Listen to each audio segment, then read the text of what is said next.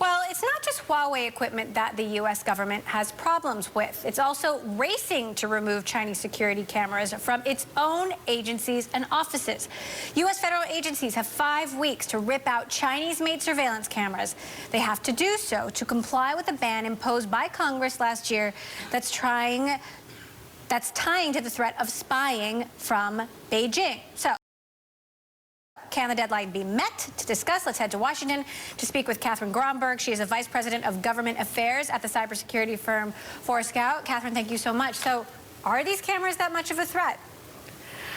Well, the government thinks that they are, and the Congress certainly thinks that they are. There have been several measures in legislation that would seek to ban these devices from the agency's networks. It actually goes a little bit farther than that. It also seeks to ban them, to prohibit procurement of them by government contractors and also recipients of federal grant money.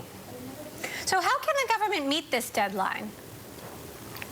Well, one of the things that Forescout has found, we work for a lot of the federal agencies, and one of the things that we do is we do automated detection of all the assets on their network.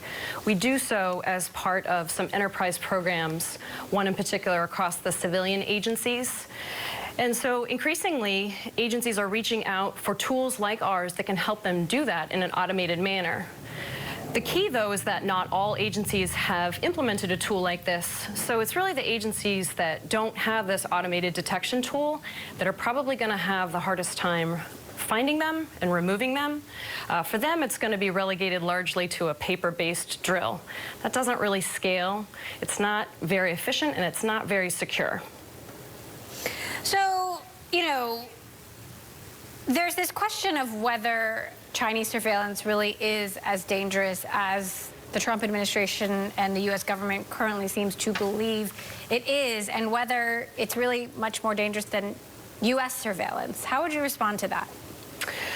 Well, I would say that, in particular, cameras like these mentioned in the ban, they're mentioned specifically by a manufacturer, they sit at a very privileged place. They perform a very important function to the agencies, and that is a security function.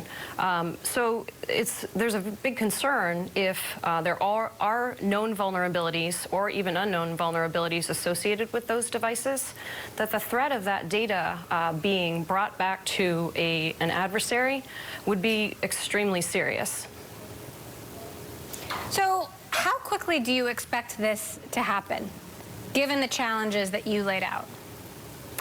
Well, there is a little bit of ambiguity in the legislation as to whether the agencies are to simply discontinue procuring the equipment or to remove it.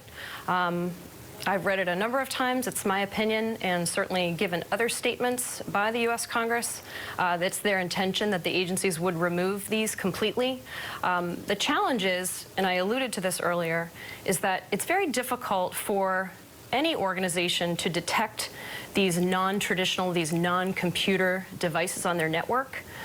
Computers can run software that allow them to be scanned, that allow them to be monitored for their security, but Internet of Things devices and what we often refer to as operational technology, this is networked mission equipment, they can't run that software. And so there are you have to take a different approach when you're securing these devices, but one of the inherent problems is that they're very difficult to detect.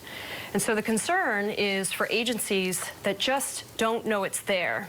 They're not even going to know if they're compliant with the NDAA ban. All right, fascinating story. Catherine Gromberg of Forescout, thank you so much for joining us.